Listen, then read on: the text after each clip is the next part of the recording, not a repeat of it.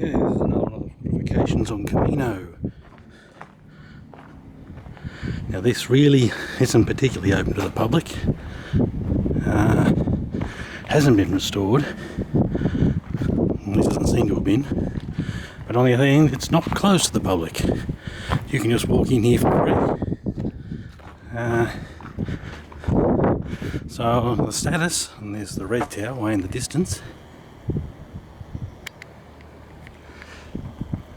Now this protected, one of the fortifications protected the channel between Gozo and Malta from the little island of Comino. As you can see, with towers on the other side, and this one here, anyone trying to get through is going to run a bit of a gauntlet. Now let's see, in here there are a number of interpretation panels.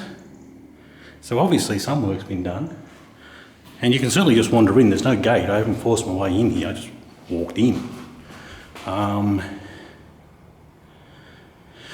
But yes, it is free. It is a bit of a hike. Just be aware of that if you are on sort of a day trip to Comino, that there is a certain amount of distance to cover here, and then obviously the same distance back.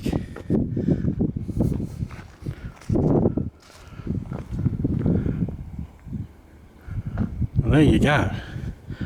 Literally that is all there is to see of the actual military scenario here. A little side entrance. And here's where I just walked in. Just walked off the Santa Marija Battery in Comino. So there it is, short and sweet.